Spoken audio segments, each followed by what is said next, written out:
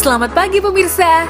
Memasuki bulan Agustus, Kota Tomohon di Sulawesi Utara menjadi sangat sibuk.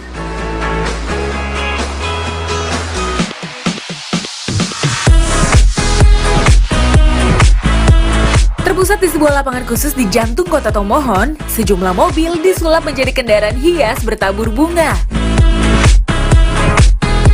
Tak hanya itu, properti styrofoam juga dibentuk unik beraneka rupa.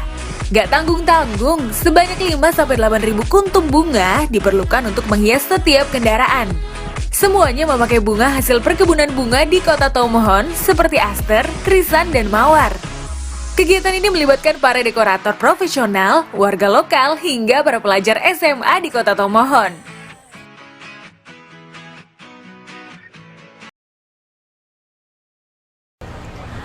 Nah pemirsa, setelah sekian hari bekerja keras untuk menghias kendaraan ini, akhirnya sekarang persiapannya sudah selesai semua. Dan kita siap untuk menyongsong Tomohon International Flower Festival 2016. Kira-kira seperti apa ya keseruannya? Yuk sama-sama kita lihat ya.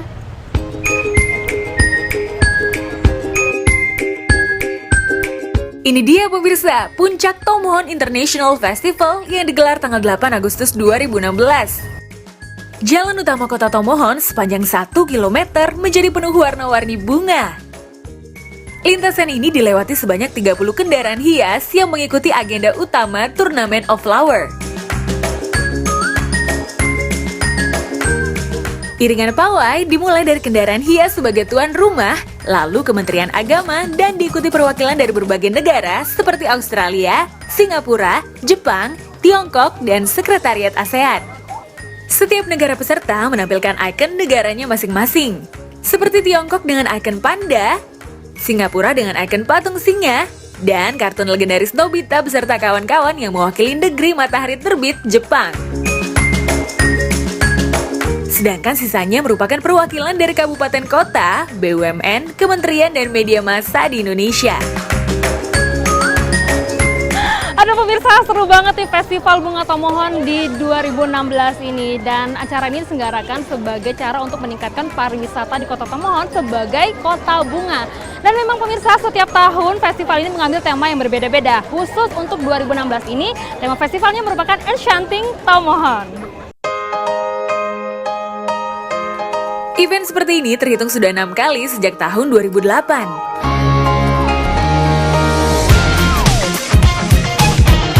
Parade kendaraan hias ini semakin semarak dengan suguhan atraksi marching band dan cheerleaders pelajar di Kota Tomohon. Delman dan sepeda tua berhias bunga juga nggak mau ketinggalan ikut pawai nih. Gak heran ya kalau parade ini banyak menarik kunjungan wisatawan baik dari dalam maupun luar negeri. Kesempatan tak dilewatkan para pengunjung untuk berselfie ria. It's really nice. The flowers are nice and so many people here. Well, I think the flowers are more beautiful here. The colors. Wah, sayangnya di tengah pawai ada sedikit keributan nih pemirsa. Haduh, sampai teriak-teriak gitu.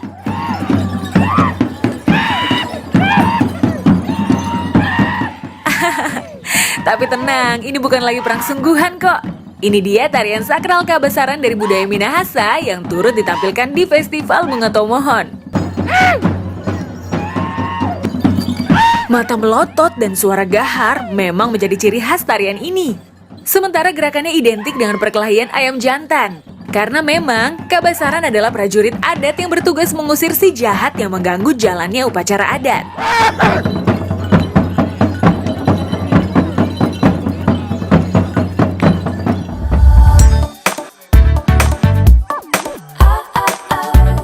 Karnaval bunga tentu belum lengkap tanpa penampilan putri bunga. Mereka memamerkan kostum terbaik untuk dapat memenangkan pemilihan putri bunga. Para peserta ini memakai kostum unik yang dihiasi bunga aneka warna dari kepala hingga kaki. Tak tanggung-tanggung, bahkan ada yang memakai aksesoris bunga di kepala yang beratnya mencapai 25 kg loh.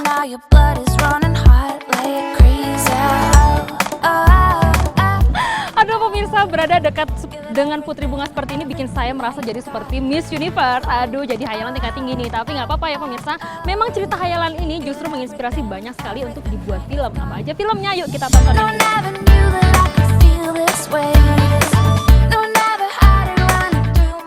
Lives a beautiful flower fairy who longs to have wings. I'm Alina, and this is Bibble. Iya, kehidupan tentang putri bunga ini nggak jauh dari cerita film Barbie Fairytopia. Film ini berkisah tentang Elina, salah seorang peri bunga yang hidup di sebuah negeri indah yang terletak di ujung pelangi bernama Fairytopia. Negeri ini sangat indah karena dipenuhi bunga-bunga dan para peri. And embarks on a fantastic journey through Fairytopia. Hingga pada suatu hari, Laverna, seorang penyihir jahat, menggunakan mantranya untuk mematikan semua tanaman bunga di taman itu. Si peri bunga tanpa sayap Elina lantas berpetualang untuk mengembalikan keindahan negeri bunga para peri. We're flying, Bibble! We're really flying! Get ready, folks.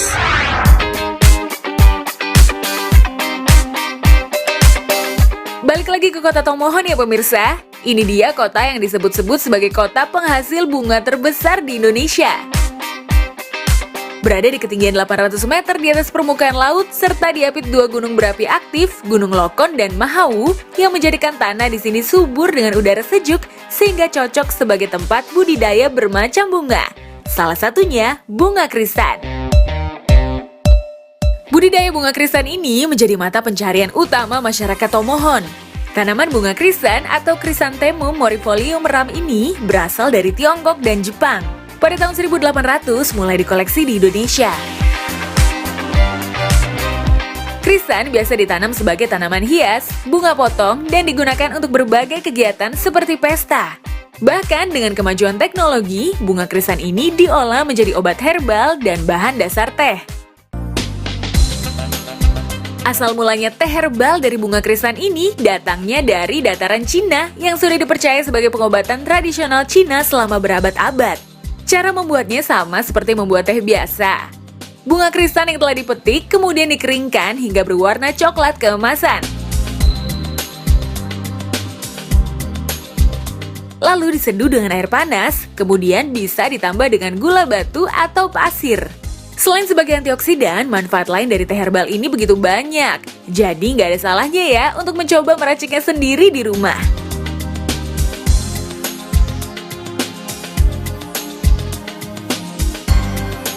Di daratan Cina sendiri, bunga krisan ini juga disebut sebagai bunga seruni, bunga emas atau golden flower.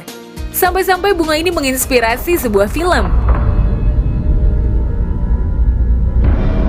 Iya, Curse of the Golden Flower, sebuah film drama dari Tiongkok yang ditulis dan disutradarai oleh Zhang Yimou.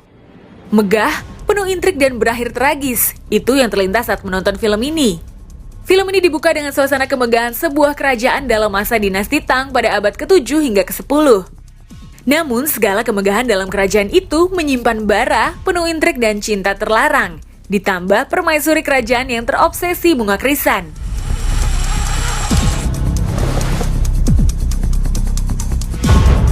Sesuai dengan judulnya Curse of the Golden Flower, bunga krisan menjadi simbol utama. Saat festival bunga itulah pemberontakan sang permaisuri yang didukung sang anak bungsu akan dimulai. Setelah pemutarannya pada tahun 2007, film ini meraih 14 nominasi dalam penghargaan film Hong Kong ke-26 dan memenangkan beberapa kategori.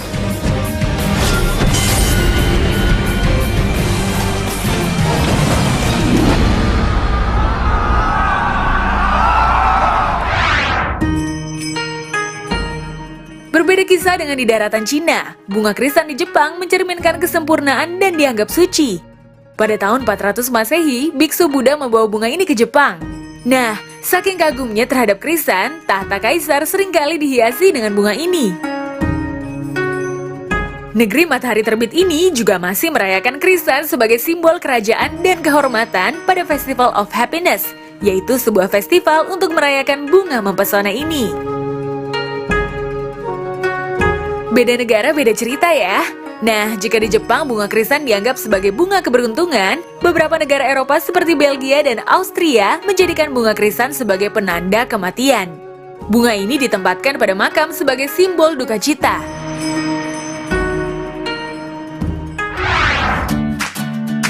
Ya pemirsa, kalau Festival Bunga Tomohon ini memakai beragam jenis bunga, ada nih salah satu festival bunga di dunia juga yang menjadi salah satu festival bunga tertua di dunia yang menggunakan satu jenis bunga saja. Kira-kira bunga apa ya pemirsa? Lihat ini liputannya.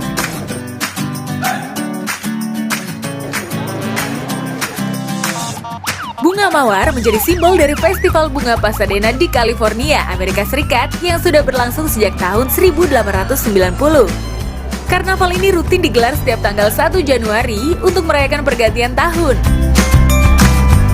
Parade Bunga Mawar Pasadena dihelat untuk mempromosikan pada dunia wilayah ini memiliki tanah subur untuk bunga mawar aneka warna.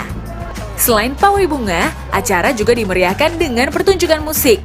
Festival bunga inilah yang kemudian menginspirasi Parade Bunga Tomohon di Indonesia. Ratusan kendaraan hias peserta dari berbagai negara di penjuru dunia berpartisipasi meramaikan Karnaval Pasadena setiap tahunnya.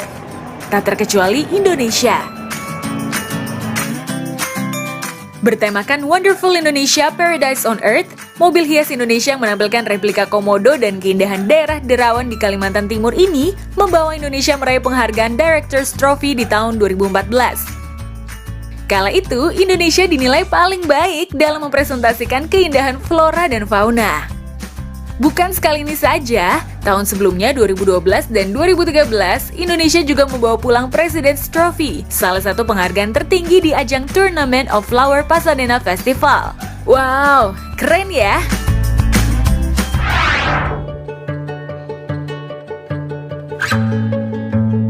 Ungkapan "Say it with flower" menggambarkan bahwa bunga memberi sejuta warna. Dari dulu hingga sekarang, bunga mawar tak lepas dari simbol cinta. Bahkan sejak zaman mitologi Yunani dan Romawi kuno, bunga bernama Latin Rosa canina dipercaya diciptakan oleh 3 dewi. Dewi bunga, Dewi cinta, dan Dewi anggur yang memberi aroma pada mawar. Bunga mawar merah selalu dilambangkan dengan cinta sejati dan romantis. Bunga ini kerap diberikan kepada orang terkasih atau pasangan. Selain diberikan orang yang spesial, bunga mawar erat kaitannya dengan momen pernikahan. Bunga mawar dipakai untuk mempercantik tampilan mobil pengantin yang membawa pasangan yang baru menikah. Tradisi mobil pengantin ini sudah dimulai di Italia sejak dulu. Dalam upacara pernikahan budaya barat, buket bunga mawar tak lepas dari genggaman tangan pengantin wanita. Buket bunga ini dilempar ke tamu undangan yang hadir. Mitosnya, siapapun yang berhasil menangkap bunga ini akan segera menyusul naik ke pelaminan.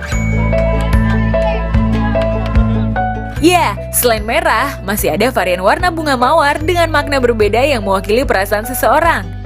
Mawar kuning dianggap sebagai lambang persahabatan, mawar pink sebagai ucapan terima kasih, dan mawar putih simbol lambang cinta sejati. Nah pemirsa lihat nih, si orange ini juga termasuk salah satu variannya bunga mawar. Jadi bunga mawar ini nggak selalu berwarna merah ya. Wangi banget pemirsa. Jadi selain indah nih untuk dipandang, si mawar ini juga bisa memberikan ketenangan. Makanya dari dulu hingga sekarang bunga mawar banyak dimanfaatkan untuk kecantikan. Kira-kira apa aja pemirsa? Ini dia liputannya. Dari dulu hingga sekarang, mawar merupakan tanaman berharga di Eropa. Selama berabad-abad, bunga ini diekstrak dan disuling untuk dijadikan wewangian dan kosmetik. Air mawar mengandung sifat anti-inflamasi yang membantu menghilangkan kemerahan di kulit sehingga cocok dijadikan campuran masker. Khasiat luar biasa dari mawar juga bisa dirasakan melalui spa mawar. Spa ini menggunakan serbuk bunga mawar untuk scrubbing yang berfungsi mengangkat sel-sel kulit mati.